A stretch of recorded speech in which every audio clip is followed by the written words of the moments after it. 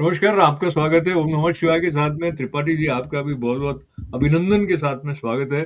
शास्त्री जगदीश त्रिपाठी जी की सन्निधि में आज हम शिव पंचाक्षर स्तोत्र के बारे में कुछ श्रवण भी करेंगे, और बल्कि प्रारंभ हम इस स्तोत्र के पठन के साथ भी करेंगे। तो क्यों ना प्रारंभ कर दिया जाए त्रिपाठी जी। सब लोग, ये तो आपके सामने भी स्क्रीन पे आ रहा है, तो हाँ आप सब लोग भी पाठ कर सकते हैं और आनंद आएगा आपको। आप जी, करके देखिए, करने से होता है आनंद प्राप्त। सही बात, सही बात। हाँ। आ- ओम आपके नमः नेतृत्व शिवाय। में। ओम नमः शिवाय। नागेन्द्रहाराय त्रिलोचनाय वशमांगरागाय महेश्वराय नित्याय शुद्धाय दिगंबराय तस्मै नकाराय नमः शिवाय। मंदाकिनी सलिलचंदन चर्चिताय नंदीश्वर प्रमथनाथ महेश्वराय मंदार पुष्प बहुपुष्प सुपूजिताय तस्मै मकाराय नमः शिवाय। शिवाय गौरी वदनाब्ज सूर्याय दत्ताधरनाशकाय श्रीनीलकण्ठाय वृषध्वजाय तस्मै विकाराय नमः शिवाय। वशिष्ठकुम्भोद्भवगौतमार्य मुनीन्द्रदेवाय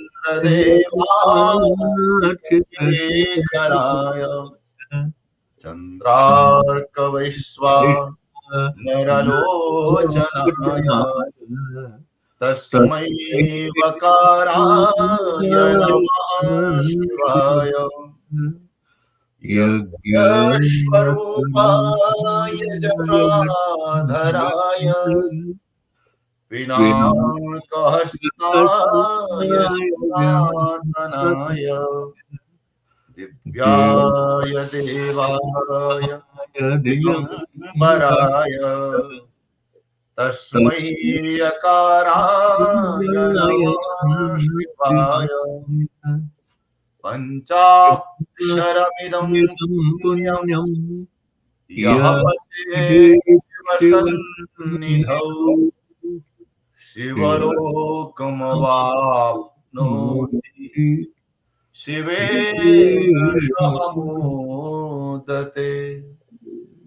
ॐ नमः शिवाय। ॐ नमः शिवाय। ॐ नमः शिवाय। ॐ नमः शिवाय। ॐ नमः शिवाय। ॐ नमः शिवाय। ॐ नमः शिवाय। ॐ नमः शिवाय।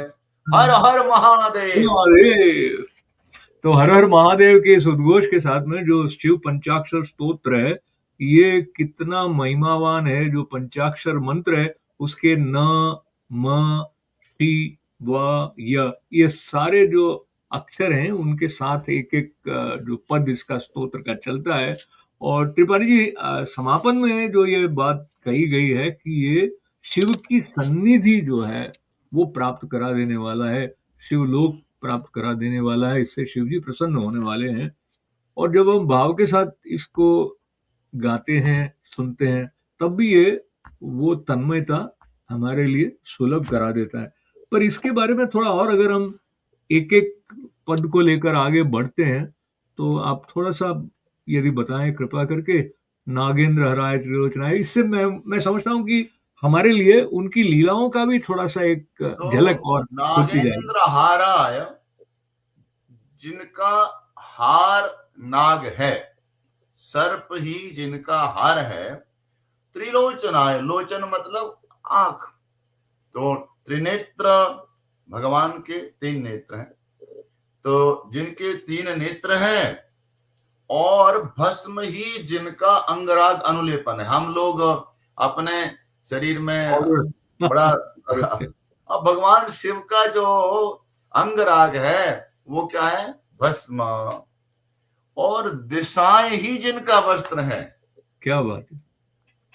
दिगंबर, जो दिगंबर हैं और नित्य शुद्ध है, जिनका वस्त्र ही दिगंबर है, अर्थात जो दिगंबर है ऐसा, और जो अविनाशी हैं दिगंबर। तस्मै, ऐसे नकाराय तस्मै नकाराय, नकार स्वरूप शिव को हम नमस्कार करते हैं। अब दूसरा है मंदाकिनी सलिल चंदन चर्चिताय। मंदाकिनी जो है ना वो है गंगा। तो गंगा के जल से जिनकी अर्चा हुई है, मंदार पुष्प बहुपुष्प सुपूजिताय। तो मंदार एक पुष्प होता है, उसको हम आक बोलते हैं जी। और अन्य पुष्पों से भी मंदार पुष्प बहुपुष्प सुपूजिता। मंदार पुष्प और भी जो अभिप्राय मैं ये मानता हूं, कहते हैं कि अरे भाई आपको बहुत सारे कोई और पुष्प ना मिले, मंदार तो मिल जाएगा, वही चढ़ा दो, उससे भी जो पूजित होकर प्रसन्न हो जाते हैं। बहुपुष्प सुपूजिताय। और नंदी आदि गणों के द्वारा, तो नंदी के जो गण हैं मतलब स्वामी हैं, और प्रमथ गणों के जो स्वामी हैं, समस्त गणों के जो स्वामी, ऐसे मकार स्वरूप शिव को हम नमस्कार करते हैं। फिर तीसरा जो है वो क्या है कि शिवाय गौरी वदनाब्ज वृंदा। गौरी वदनाब्ज वृंदा।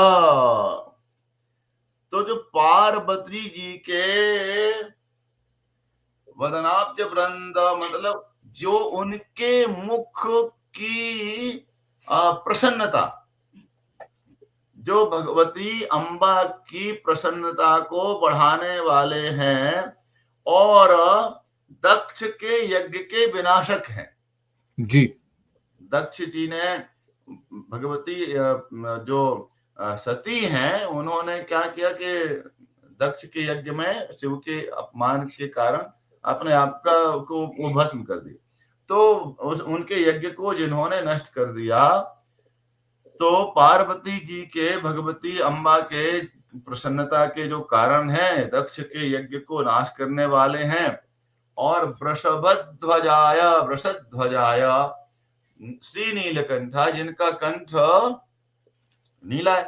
और नीलकंठ के पीछे की कथा भी हम सब जानते हैं कि जब समुद्र का मंथन हुआ था अमृत की प्राप्ति के लिए, कि संसार को अमृत मिले। देवताओं ने सोचा था अमृत प्राप्त करें, पर जब अमृत का मंथन किया गया तो निकला क्या सबसे पहले? विष। और जब विष निकला तो उस विष से सारा संसार नष्ट होने लगा। तो अब क्या करें?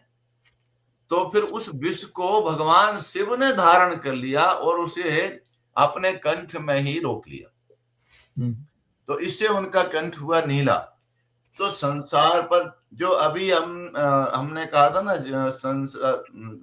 कैलाश के निवासी नमो बार बार हूँ, जीवन दिया जहर पिया, कितना उदार तू। तो इससे मुझे स्मरण आता है एक भजन स्वामी श्री ईश्वरानंद गिरी जी महाराज का, उसकी पंक्ति कुछ ऐसी आती है जैसे विष का संदर्भ आया तो गरल शब्द भी विष के लिए प्रयोग में आया जाता है। हाँ। संसार का पीपी गरल, मन को किया संवित सरल। वाह। जब शंकर रूप हो गए, फिर राख क्या श्रृंगार क्या। जब नाव जल में छोड़ दी, तूफान में ही मोड़ दी, दे दी चुनौती सिंधु को, फिर पार क्या मझधार क्या। वाह वाह, बहुत विलक्षण। तो वही है। तो जो तो मुझे भगवान थोड़ा शिव। और इसमें मैं आपके साथ इसको जोड़ना चाहता हूँ बात को, कि जो संसार में ऐसे अनुभव हों जो कि अनुकूल नहीं लग रहे हो, विष के समान लग रहे हो, बुरा लग रहा हो, लेकिन वो भी हमें शिव जी का स्मरण करके उस तरह प्रभावित नहीं करें कि हम उससे लेके और बिटर हो जाएं, उबासियां खाने लग जाएं, उबासी खाने लग जाएं। नहीं नहीं, तो वो सबको हम प्रोसेस कर सकें शिव जी का स्मरण करके, कि हमारे भीतर का जो एक नैसर्गिक आनंद है वो हम जगत तक पहुंचा सकें। जी आगे। तो शिवाय गौरी वदनाज वृंद सूर्याय दक्ष ध्वरनाशकाय श्री नीलकंठाय वृषध्वजाय तस्मै शिखा, ऐसे शिकार स्वरूप भगवान शिव को हम सब वंदन करते हैं। और फिर अगला जो चौथा श्लोक है, वशिष्ठ कुंभोद्भव गौतमार्य मुनीन्द्र देवार चित्रशेखराय और चंद्रार्क वैश्वानर लोचनाय तस्मै वकाराय वकाराय नमः शिवाय। शिवाय। तो इसमें तो सीधा सीधा है कि ऋषियों वशिष्ठ के नाम। और कुंभोद्भव मतलब जो अगस्त हैं उनको कुंभज ऋषि कहा गया। तो वशिष्ठ, अगस्त और गौतम। कुंभोद्भव गौतमार्य, गौतम आदि मुनीन्द्र। तो वशिष्ठ, अगस्त, गौतम आदि सब उनको अर्चना महान करते ऋषियों द्वारा, मुनीन्द्र देवार मुनियों द्वारा, देवताओं के द्वारा जो जो जो श्रेष्ठ जो हैं, जो शेखराय, देवार्चित शेखराय, जो उनके द्वारा पूजित हैं और जिनके मस्तक, जिनकी पूजा की चंद्रमा सूर्य और अग्नि, चंद्रमा सूर्य और अग्नि, चंद्रार्क वैश्वार नरलोचनाय, जिनके नेत्र हैं, हमने कहा ना, तो जिनके नेत्र हैं, चंद्रार्क वैश्वार नरलोचनाय तस्मै वकाराय नमः नमः। शिवाय। तो ऐसे ही समझना कि सारा संसार जो है ना शिव स्वरूप है। चंद्र जिनका नेत्र है, चंद्र सूर्य इत्यादि जो नेत्र हैं, त्रिनेत्रधारी, वो भगवान शिव को हम वकार स्वरूप शिव को हम नमन करते हैं। तो ये स्वरूपाय जटाधराय पिनाकहस्ताय सनातनाय दिव्याय देवाय दिगंबराय तस्मै यकाराय नमः शिवाय। तो जो यज्ञ स्वरूपी हैं और जो जटाधारी हैं और जिनके हाथ में पिनाक धनुष, मुझे अभी स्मरण आ रहा है, एक दिन मैं ऐसी वो टेलीविजन देख रहा था, तो शायद उसमें एक कौन बनेगा करोड़पति का एक कुछ प्रोग्राम है, तो वो प्रश्न आया कि भगवान शिव के धनुष का क्या नाम। तो कोई सनातनी व्यक्ति थे और वो, पर उनको नहीं पता था, मुझे लगता है, और वो प्रश्न था कुछ 1 करोड़ रुपए जीतने का। तो मैं सोच रहा था, अगर इस मनुष्य ने ये जो क्या नाम से शिव पंचाक्षर स्तोत्र का पाठ किया होता, तो इसको पता होता पिनाकहस्ताय सनातनाय, जिन्होंने पिनाक धनुष को अपने हाथ में धारण कर रखा, पिनाकहस्ताय, जिनके हाथ में पिनाक धनुष शोभित है। तो ये छोटी छोटी जो मतलब एक स्तोत्र में आप बहुत सारा, कितना सारा ज्ञान भी आपको, कितनी सारी कथाएं भी आपको प्राप्त हो जाती हैं कि भगवान शिव के धनुष का क्या है, उनके हाथ में कौन सा धनुष है, उनका तो इसलिए पिनाकहस्ताय सनातनाय दिव्याय देवाय दिगंबराय, जो सनातन है और जो दिगंबर है, और ऐसे हम जो है ना याकार स्वरूप, यज्ञ स्वरूपी भगवान शिव को नमन करते हैं, वंदन करते हैं। और तो फिर अंत में तो आप सबने पता ही है कि यह जो 5 पंचाक्षर मंत्र है, ना नागेंद्र हाराय, माँ मंदाकिनी सलिल चंदन, श्री शिवाय गौरी, वा वशिष्ठ कुंभोद, या यज्ञ स्वरूप, मतलब ना मा शिवाय। आप स्तोत्र के पहले का जो अक्षर है तो देखेंगे, तो पहला ना, फिर माँ, फिर शी, फिर वा, फिर या। तो इस नमः शिवाय से ही ये पंचाक्षर स्तोत्र है। और ये कहा कि इस स्तोत्र के द्वारा जो भगवान शिव की पठे शिव सन्निधौ, तो मतलब आप शिव के समीप इस स्तुति का पाठ करें और अर्चन करें तो भगवान शिव के सहित आप प्रसन्न होकर के सदैव कैलाश में भी विचरण करेंगे। संसार में जब तक रहेंगे तब तक आनंद में रहेंगे और अंत में भगवान शिव के शिवेन सह मोदते, तो मतलब आप शिव के परिकर में सम्मिलित हो जाएंगे। इतनी बड़ी बात है। तो ये तो ऐसा है जी जैसे सोचो कि कोई कहे कि आप दुनिया का जो सबसे बड़ा शासक हो, तो कहो कि यार तुम ऐसे करोगे तो फिर तुम जो है ना उसके विशेष मंत्रालय में सम्मिलित हो जाओगे। तो आप मतलब तो मुझे कैलाश जी निवास करो। हम ये बिल्कुल ये शिव पंचाक्षर जो स्तोत्र है इसके बारे में आपने और अर्थ भी बताया तो उससे और थोड़ी प्यास बढ़ती है। और मैं हमारे इस सत्र के समापन से पूर्व आपकी अनुमति से एक कथा का स्मरण कर लेना चाहता हूँ। उसमें थोड़ी विनोद प्रियता भी रहती है हमारे कथाओं में और कहीं ना कहीं ये बात प्रतिपादित करते हुए कि जो शिव जी हैं और जो विष्णु भगवान है वो एक ही हैं। और ऐसे बहुत सारी कथाएं जो भोले हैं तो भोले भंडारी बहुत जल्दी प्रसन्न हो जाते हैं, वरदान दे देते हैं। उस क्रम में एक आपको पता है और हमारे सब दर्शकों को भी पता है, लेकिन ऐसा तो कौन सा वाला वो भस्मासुर के नाम से वो जाना जाता है, वो शिव जी के पास में उन्होंने तपस्या करके ये वरदान मांगा कि मुझे ऐसा वरदान दें कि मैं जिसके माथे पर हाथ रख दूं वो भस्म हो जाए। और तथास्तु प्रसन्न होकर भोलेनाथ जी ने कह दिया। तो फिर वो पार्वती जी को देख के उसके मन में उस प्रकार का भाव आया और उसने कहा कि मैं भोलेनाथ पर ही रख दूंगा। तो भोलेनाथ जो है उन्होंने विष्णु भगवान का स्मरण किया और वो मोहिनी रूप जैसा जो लेकर आए और फिर इनको कहा कि वो तो ऐसे छल उन्होंने तेरे साथ किया है, तू अपने माथे पर हाथ रख के देख ले। तो फिर भस्मासुर अपने माथे पर हाथ रखते हैं और वो भस्म हो जाता है। इस प्रकार की मैंने बहुत फटाफट इस कथा को इसलिए सुना दिया क्योंकि कई बार हमको जो वरदान मिलता है उसका यदि हम ठीक ठीक उपयोग नहीं करते हैं तो वो हमारे विनाश का कारण हो सकता है।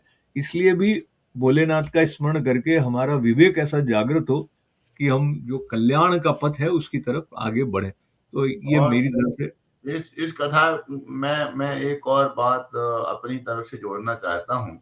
जी तो वो ये हुआ कि जब भगवान विष्णु जी ने उसको भस्मासुर को जब ऐसे कुछ कहा कि भाई नृत्य की मुद्रा करके उसको मोहिनी के स्वरूप में थे, तो कहा कि ऐसे पनहारिणी ऐसे घड़ा लेके चलती है, तो ऐसे उसने धोखे से हाथ उसका रख गया तो मर गया। तो भगवान जो मोहिनी स्वरूप में थे नारायण, तो शिव जी से कहा कि प्रभु आ जाइए, भस्मासुर मर गया।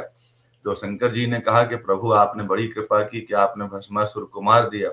तो भगवान विष्णु ने कहा नहीं नहीं, मैंने नहीं मारा, अपने कर्मों के हाथ को वो अपने सिर पे रख के मर गया।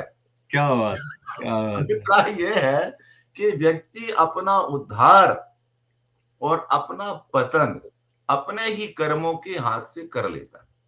तो बहुत ही अभिप्राय ये है कि अपने कर्म शुभ करें, भगवान शिव की, नारायण की जो त्योहार आए, हम तो बड़े भाग्यशाली लोग हैं कि हमारे जीवन में कोई ना कोई त्योहार आते रहते हैं और एक ही ईश्वर अनेक रूपों में, कभी माँ बनकर, कभी पिता बनकर, कभी भ्राता की तरह, कभी कृष्ण है, कभी राम है, कभी शिव है, कभी नारायण है, कभी विष्णु है, कभी दुर्गा है, लक्ष्मी, तो अनेक रूपों में वही सरस रहा है। तो हम जो जैसे अवसर प्राप्त हो, हम उसको उसी भाव से भजन करते हुए अपने जीवन के इस यह लोक सुखी परलोक सुहेले, इस लोक को भी सुखी रखें और हमारा परलोक भी बन जाएगा अपने ही कर्मों के द्वारा। तो भगवान शिव की कृपा है, आपका बहुत बहुत आभार है, धन्यवाद है। हम सब भाग्यशाली लोग हैं कि हमें तो ये ये भगवान। धन्यवाद के साथ में आपके सन्निधि में मैं ये पूर्ण मदय का उच्चारण पूर्णतः सबके जीवन में प्रकट हो, ऐसी प्रार्थना के साथ में हमें ऐसा न लगे कि मेरे पास ये नहीं है, मेरे पास वो नहीं है इत्यादि। ये जो हमारे भाव हैं वो भाव के कारण भी हम कई बार कष्ट जो सहन करने को बाध्य अपने आप को कर देते हैं। तो उससे भी हमें शिव जी मुक्त करवाएं, ऐसी प्रार्थना के साथ में ये पूर्ण मदद से हम समापन करें आपकी अनुमति से। ॐ